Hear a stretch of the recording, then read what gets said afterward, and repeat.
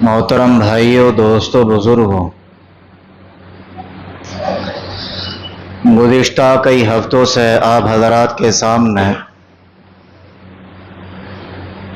جس سورت کی تفسیر بیان کی جا رہی ہے اس سورت کا نام سورہ علق، اور علق کے معنی آتے ہیں جمے ہوئے خون کے۔ کائے کے آتے ہیں؟ جمے ہوئے خون کے، اسے کہتے ہیں گوشت کا لوتھڑا جمع ہوا۔ اس سورت کا نام سورہ علق اس لیے بھی پڑا کہ اس سورت کے اندر اللہ تبارک و تعالیٰ نے یہ بھی بیان فرمایا کہ انسان تجھے تیرے رب نے، تیرے خالق و مالک نے جمع ہوئے لوتھڑے سے، خون کے لوتھڑے سے پیدا کیا ہے، بنایا۔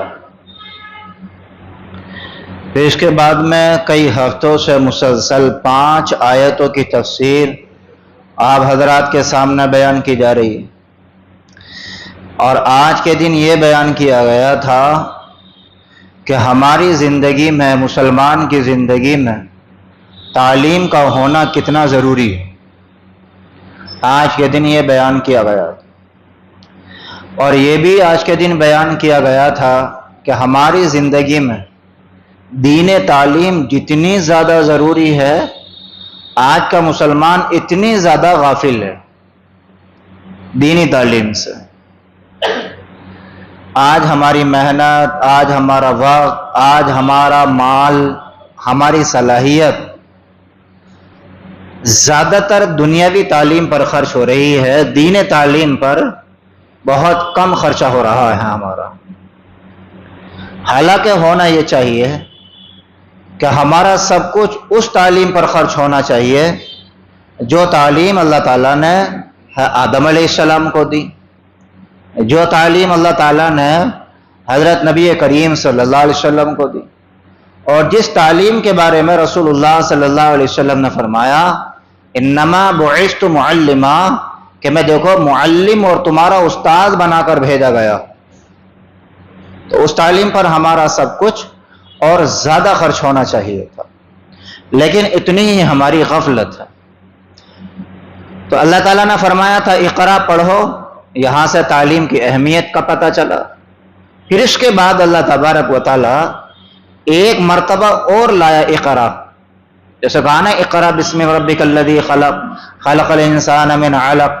پھر تیسری آیت کے اندر پھر کہا اللہ تعالیٰ نے اقرا وربک الاکرم، کہ پڑھو۔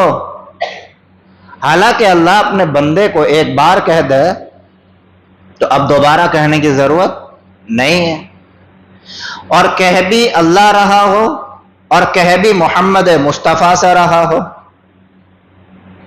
ہمارا تو اپنا حساب کتاب یہ ہے نا کہ ہم تو ہر بات کو، ہر کام کو آگے پیچھے کر بھی دیتے ہیں، کبھی لاپرواہی، کبھی سستی، کبھی جان بوجھ کر، کبھی انجانے میں۔ لیکن رسول اللہ صلی اللہ علیہ وسلم کو اللہ ایک چیز کا حکم دے تو کیا خیال ہے ذرہ برابر دیر سویر ہو سکتی ہے؟ بالکل بھی نہیں ہو سکتی۔ اب دوسری بار اللہ تبارک و تعالیٰ جو کہہ رہا ہے اقرا پڑھو، تو یہاں اس کا مطلب یہ ہے کہ صرف پڑھو ہی مت۔ بھئی یہ نہیں کہ بھئی آپ قرآن پڑھ کے بیٹھ گئے، آپ مولانا صاحب بن کے بیٹھ گئے، آپ علامہ بن کے بیٹھ گئے، آپ پیر صاحب بن کے بیٹھ گئے، مفتی صاحب بن کے بیٹھ گئے، صرف اتنا ہی نہیں، بلکہ آپ نے اب پہلا جو اقرا تھا اس پر عمل کر لیا۔ اگر کچھ پڑھ لیا ہے تو، اگر کچھ پڑھ لیا ہے تو جو اللہ کا پہلا حکم تھا کہ پڑھو تو اس پر عمل ہو گیا۔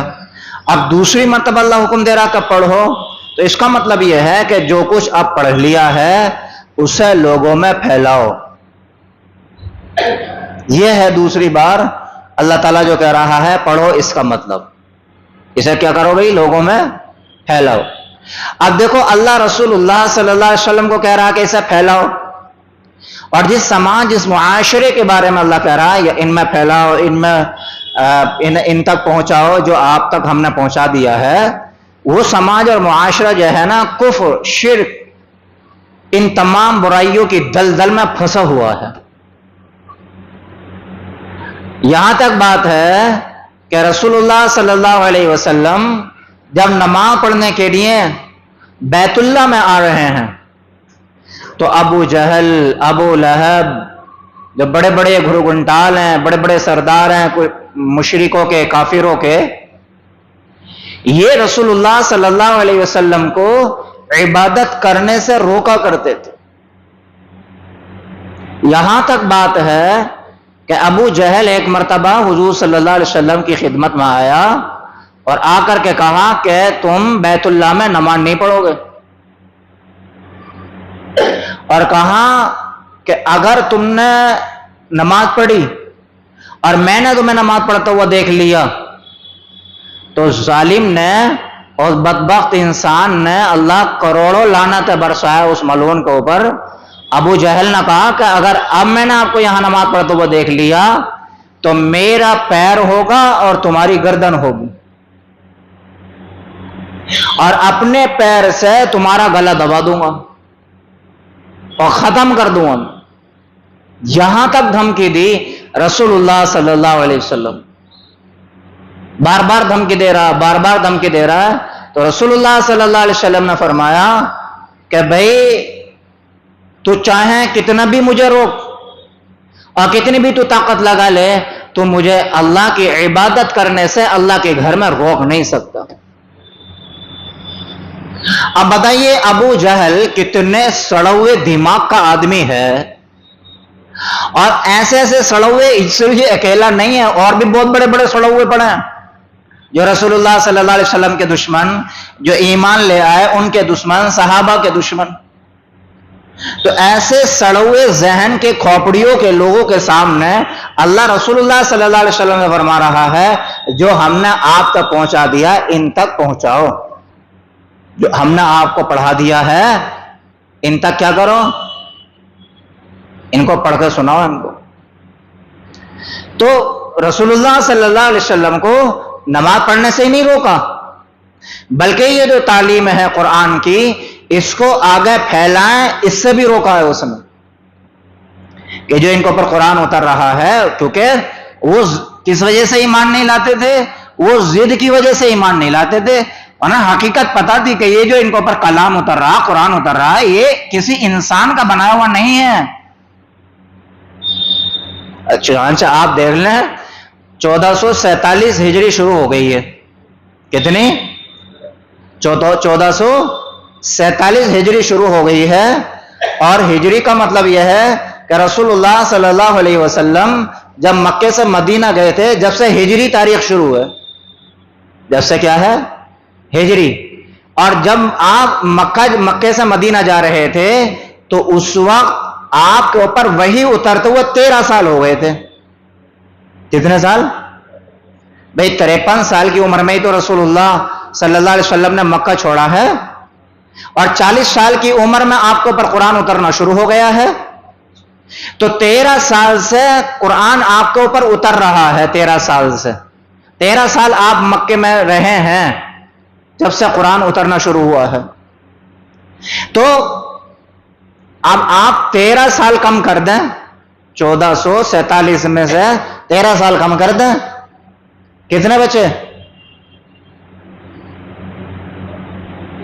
33 34 1434 سال پہلے، سب سے پہلے 1434 سال جب ہو گئے تھے، 1434 سال پہلے ہم جب جاتے ہیں تو آپ کے اوپر قرآن اترنا شروع ہوا ہے۔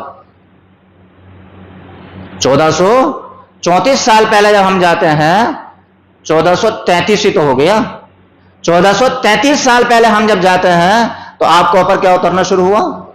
قرآن اترنا شروع ہوا ہے۔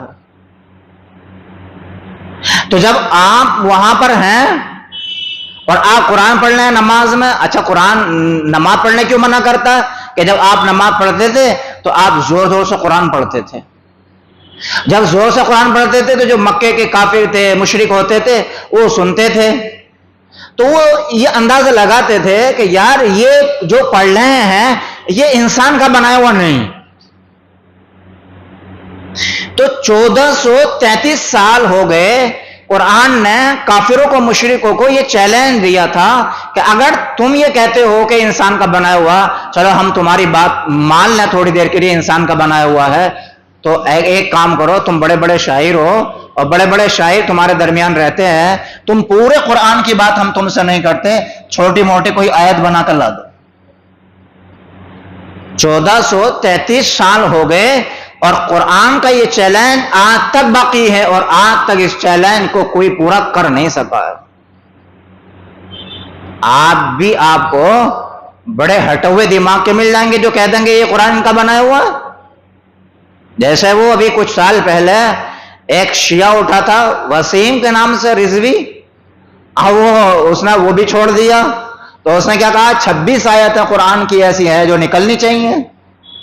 بھائی کیوں نکلنی چاہیے؟ تو اس بذات نے کیا کہا، اس لیے کہ یہ 26 آیتوں کی وجہ سے پوری دنیا میں بگاڑ ہو رہا ہے۔ اب ذرا سوچو، اسرائیل فلسطینیوں کے اوپر ظلم ڈھا رہا ہے تو اسرائیل کون سے قرآن کو مان رہا ہے؟ اور ایسا کوئی سا ملک مجھے دکھا دو یا بتا دو، میں پوری زندگی اس کی غلامی کرنے کے لیے تیار ہوں۔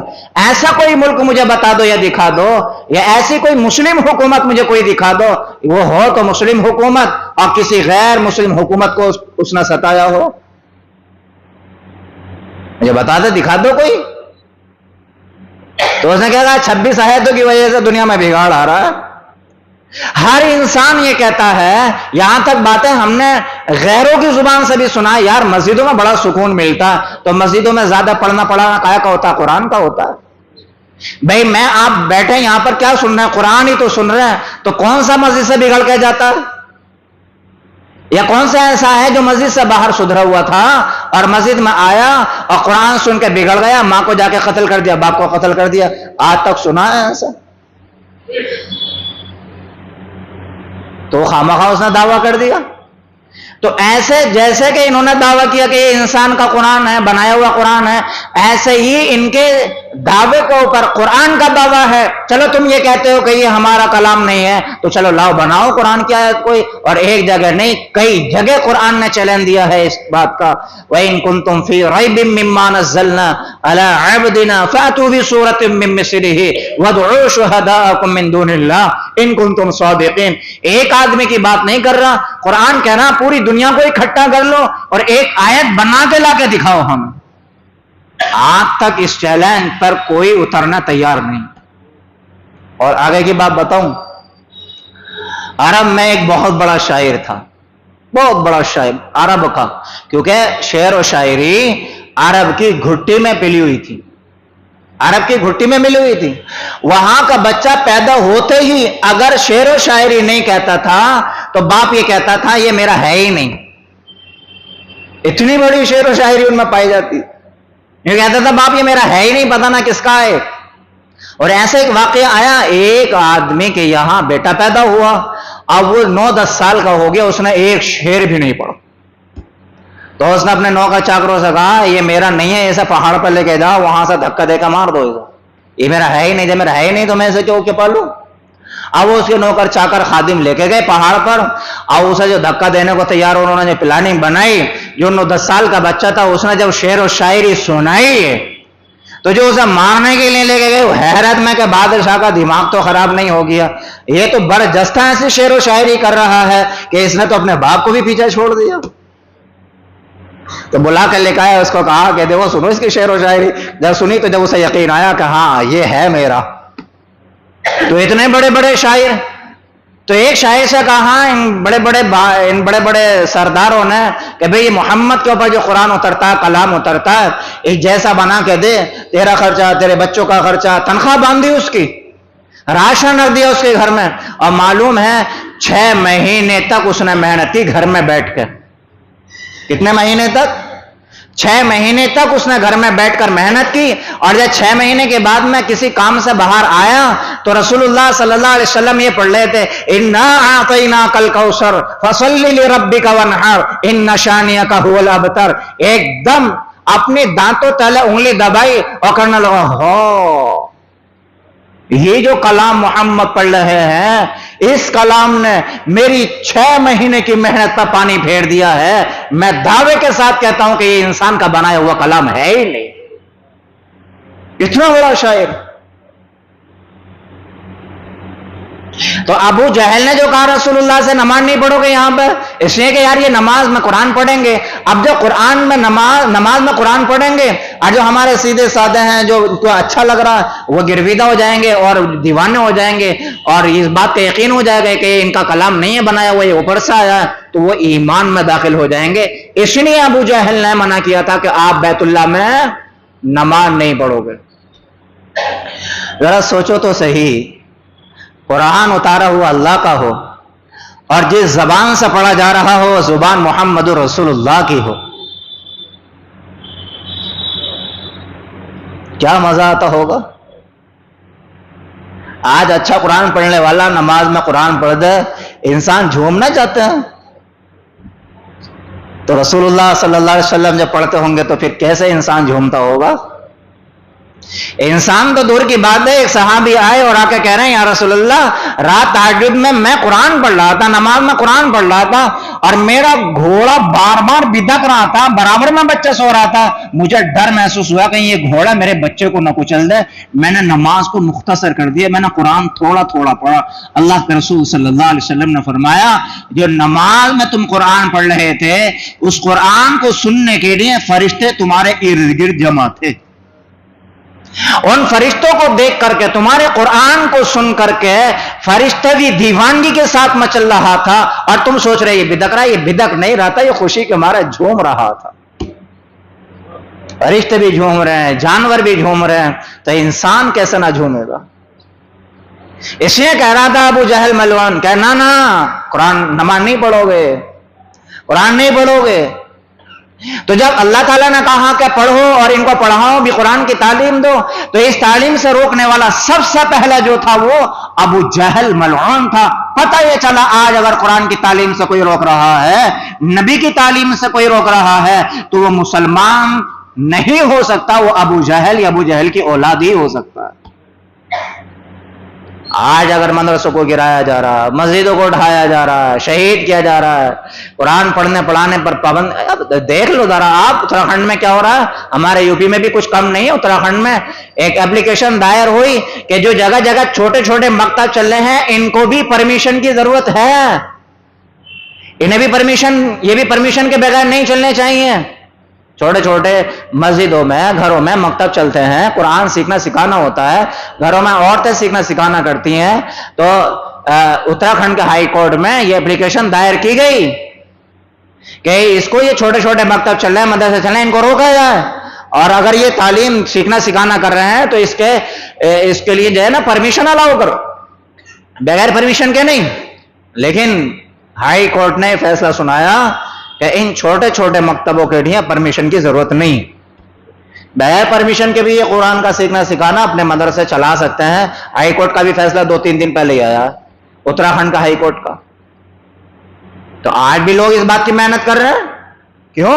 اس لیے کہ نہ بتانا قرآن کے جہاں یہ دیوانے ہوئے تو یہ ایمان پہ ایسا جمیں گے، ایسا جمیں گے کہ ہر چیز کا سودا کر سکتے ہیں، ایمان کا سودا نہیں کر سکتے صاحب. اور جن کے دلوں میں، جن کی زندگیوں میں قرآن نہیں ہے تو ایمان بھی ان کے نزدیک کچھ نہیں ہے. تو ایمان کچھ نہیں ہے تو آج وہ ایمان کا سودا کر رہے ہیں اور کر رہی ہیں. تو اب اللہ تبارک و تعالیٰ نے فرمایا اقرا ورب، آگے فرمایا کلا ان الانسان لا یطغی. ایسی بات نہیں ہے، بلکہ حقیقت یہ ہے کہ انسان بگڑ گیا ہے. لا یطغی، انسان سرکش ہو گیا ہے، انسان شیطان کے بہکاوے میں آ گیا. الرآہ استغنا، وہ یہ سمجھتا ہے کہ وہ بے نیاز ہو گیا. اب ابو جہل کیا کرتا تھا معلوم ہے؟ حضور کو روکتا تھا، پریشان کرتا تھا، تنگ کرتا تھا، ستاتا تھا، اور اس سے کہتے تھے ایسا نہ کر. تو معلوم ہے کیا کہا کرتا تھا؟ وہ یہ کہتا تھا کہ دیکھو میرے پاس دولت بھی ہے، میرے پاس شہرت بھی ہے کیونکہ سردار ہوں میں، اور میرے پاس عہدہ بھی ہے. 3 چیزیں ہوتی ہیں جو آدمی کو بگاڑ دیتی ہیں. بعد دفعہ تینوں چیزیں آ جاتی ہیں، بعد دفعہ تینوں میں سے ایک آ جاتی ہے. تو تینوں چیزوں میں سے ہر ایک چیز ایسی ہے کہ اگر انسان نہ سمجھے نا تو انسان اکڑ میں آ جاتا ہے. ایک ہے عہدہ، کہ بھئی کرسی مل گئی، تو انسان کرسی کے گھمنڈ میں آ کر، تکبر میں آ کے کیا ہو جاتا ہے؟ اکڑ جاتا ہے بعد دفعہ. اور ایک ہے دولت، پیسہ زیادہ آ گیا، کل بھائی ایسا کام چل رہا تھا، 200 آپ سے لے لیے، 400 آپ سے لے لیے، اور کہیں وہاں سے لے لیے، کہیں وہاں سے لے لیے، اب تک ایسا ٹائم چل رہا تھا. لیکن اب اللہ تعالیٰ نے اچانک دولت دے دی تو بندہ زیادہ دولت کے چکر میں آ کے بھی کٹ جاتا ہے. اور بعد دفعہ ایسا ہوتا ہے گمنام کوئی جانتا نہیں تھا، کسی نے ویڈیو بنا کر ڈال دی، وائرل ہو گیا تو اکڑ گیا، فیمس ہو گیا نا، مشہور ہو گیا. تو شہرت اور دولت اور عہدہ، ان میں سے کوئی ایک چیز جب انسان کے پاس آ جاتی ہے تو اکڑ جاتا ہے. اسی کو قرآن کہہ رہا ہے ارا استغنا، ان میں سے جب کوئی چیز انسان کے پاس آ جاتی ہے نا تو وہ اپنے سے نیچے والوں کو کیڑے مکوڑے سمجھنے لگتا ہے. کیا سمجھنے لگتا ہے؟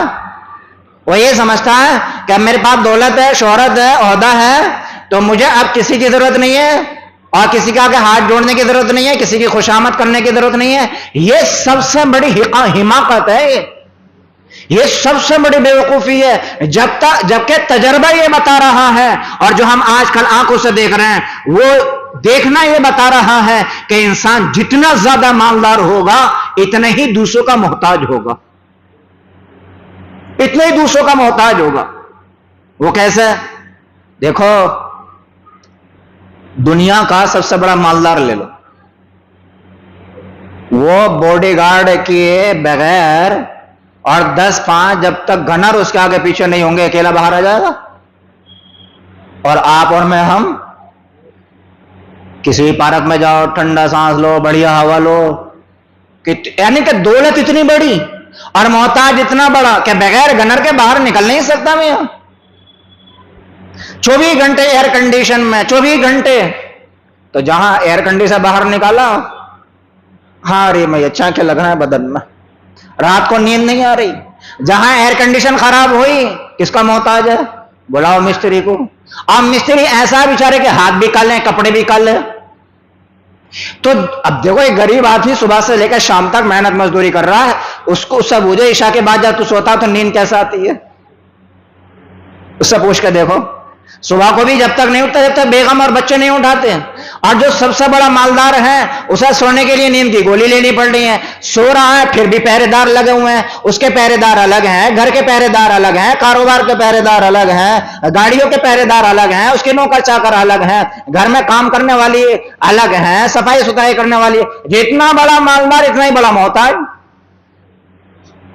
تو قرآن میں اللہ تعالیٰ کہہ رہا کلا ان الانسان لا یطغی، کہ انسان یہ سمجھ رہا ہے، انسان یہ سرکش ہو گیا، اور سرکش اس وجہ سے ہو گیا کہ یہ سمجھ رہا آج پیسہ آ گیا، آج مالداری آ گئی، آج دولت آ گئی، شہرت ہو گئی، تو آج یہ سمجھ رہا ہے کہ اب مجھے کسی کی ضرورت نہیں ہے.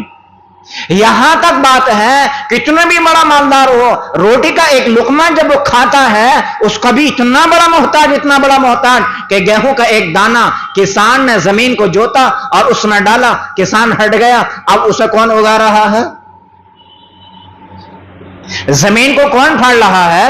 اس دانے کے اندر کوپل کون نکال رہا ہے؟ اور کوپل بھی ایسی ذرا ساری معصوم سی نازک سی کہ بچہ چاہے تو اپنے دوپہروے سے مسل دے. پھر اس کوپل کی رکھوالی کون کر رہا ہے؟ اس کو پروان کون چلا رہا ہے؟ اور پھر اس کو اس کی ہائٹ تک کون پہنچا رہا ہے؟ اس میں دانے کون نکال رہا ہے؟ دانے میں مزے کون ڈال رہا ہے؟ اور پھر اسے کون کاٹ رہا ہے؟ اور اس گیہوں کو کون نکال رہا ہے؟ اور گیہوں کی صفائی کون کر رہا ہے؟ اور پھر اس کی پسائی کون کر رہا ہے؟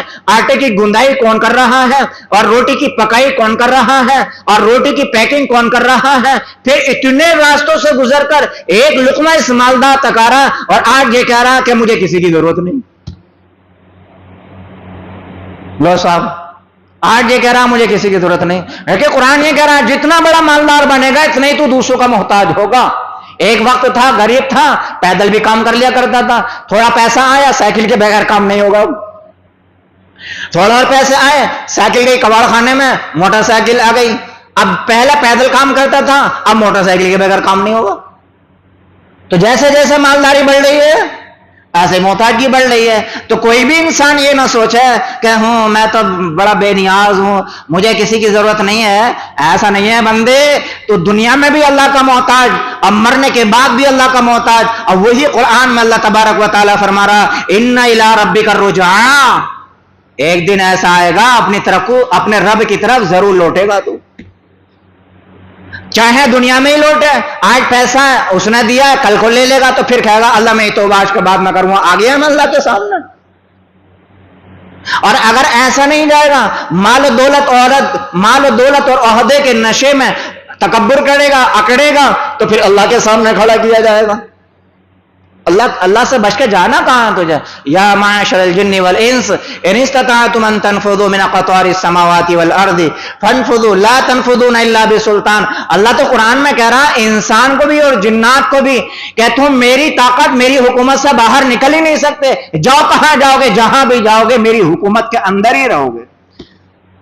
سمندر میں چلے جاؤ، آسمان میں چلے جاؤ، زمین کی تہ میں اتر جاؤ، کہیں نہیں بھاگ سکتے، آؤ گے میرے پاس ہی لوٹ کر۔ دنیا میں چاہے لوٹو یا مرنے کے بعد لوٹو، مجھ سے بچ کر کہیں نہیں جا سکتے۔ تو آج کی تفسیر میں اللہ تبارک و تعالیٰ یہ فرمانا چاہ رہا ہے اور یہ سبق دے رہا ہے کہ دیکھو کبھی دولت آئے، کبھی شہرت آئے اور کبھی عہدہ آئے تو اس پر اللہ کا شکر ہی ادا کرنا چاہیے، کبھی تکبر نہیں کرنا چاہیے، کیونکہ یہ کہہ تو اللہ ابو جہل سے رہا، لیکن ابو جہل کے واسطے سے اللہ تبارک و تعالیٰ ایسے تمام لوگوں سے کہہ رہا ہے جو ابو جہل کی کھوپڑیوں والے، کیونکہ ابو جہل تو نہیں ہے بھائی، لیکن ابو جہل کی سوچ والے ہیں، مسلمانوں میں بھی ہیں، غیروں میں بھی ہیں، کہہ رہے میں پیسے والا، میں نہ سنوں گا کسی کی، میں نے اپنے ابا کی بھی نہ سنی کبھی، ہاں میں نے اپنے دادا کی بھی نہ سنی کبھی، اور سننی پڑتی ہے۔ شوگر کا مریض ہو گیا، جہاں ذرا سا رہا اس نے بد پرہیزی کر لی، گیا ڈاکٹر کے پاس، اب سنا رہا ڈاکٹر، سننی پڑی نہ پڑی؟ ارے سننی پڑی نہیں پڑی؟ ڈاکٹر کہہ رہا سوئی لگے گی، اب کر رہا ہوں ہاں، ڈاکٹر نے سوئی لگائی تو ہلا دیا ذرا سا بدن، اور سوئی ہل گئی وہ ذرا ساری کاؤنٹر ہو گئی، تو اب پھر ڈاکٹر سنا رہا کیا آدمی ہو یار تم، عقل کیا کر رہا ہوں میں، نہ سنوں گا کسی کی بھی، تو سننی تو پڑے گی۔ اللہ یہی کہہ رہا ہے کہ دولت آ جائے، شہرت آ جائے اور عہدہ آ جائے، یہ سب فنا ہونے والی چیزیں ہیں، لیکن جو شکر گزاری ہے اور جو اللہ کا حقیقی بندہ بن جاتا ہے، یہ دنیا میں بھی فنا نہیں ہوتی اور مرنے کے بعد بھی فنا نہیں ہوتی۔ تو اللہ اپنا رسول اللہ صلی اللہ علیہ وسلم کے واسطے سے، اور یہ آیت ابو جہل کے برائی میں اتری ہیں، یہاں سے کلا ان الانسان لا یطغی ان رآہ استغنی ان الی ربک الرجعی، یہ تینوں آیتیں جو اتری ہیں یہ ابو جہل کی برائی بیان کر رہی ہیں کہ دیکھو اس نے بدذات نے روکا تھا نا۔ الانسان سے مراد یہاں پر کون ہے؟ ان الانسان سے مراد ابو جہل، لا یطغی بگڑ گیا، سرکش ہو گیا اور برائی پر اتر آیا ہے اور نافرمانی پر اتر آیا ہے، یہ کون ہے؟ یہ ابو جہل۔ اور رآہ استغنی، وہ یہ سمجھتا ہے اب مجھے کسی کی ضرورت نہیں پڑے گی، تو بیوی سے غلامی کون کرواوے؟ یوں کہہ رہا ہے کہ سر میں درد ہوا، سر دبا دے، بیوی سے کیوں کہہ رہا ہے بھائی ضرورت نہیں پڑ رہی؟ تو ٹھنڈا پانی لا کے دے، بیوی سے کیوں کہہ رہا ہے خود اٹھ کا پانی پی؟ تو قرآن یہی کہہ رہا ہے ایسا نہیں ہو سکتا کہ بے نیاز ہو کے زندگی گزار لے، استغنا، بے نیاز سمجھا اپنے آپ کو، ایسا نہیں ہو سکتا، قدم قدم پر دوسروں کی ضرورت پڑے گی، قدم قدم پر دوسروں کا محتاج ہے۔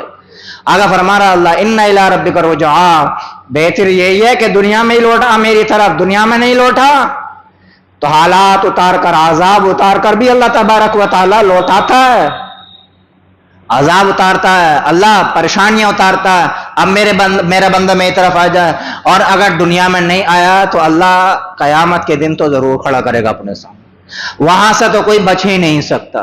تو آج کی تفسیر کا سبق ہمارے لیے، سب کے لیے یہ ہے کہ اللہ اگر ہمیں دولت دے، اللہ اگر ہمیں شہرت دے، اور اللہ اگر ہمیں عہدہ دے، تو ہمیں تکبر میں، بڑائی میں نہیں آنا چاہیے، بلکہ ان تینوں چیزوں کو لے کر یا ان میں سے جو کچھ بھی ہو یا اس کے علاوہ جو بھی کچھ ہو، ہر وقت ہمیں اللہ کا شکر ادا کرنا چاہیے، اللہ کی فرما برداری کرنا چاہیے۔ جب ہم ایسا کرتے ہیں تو اللہ اپنی ان نعمت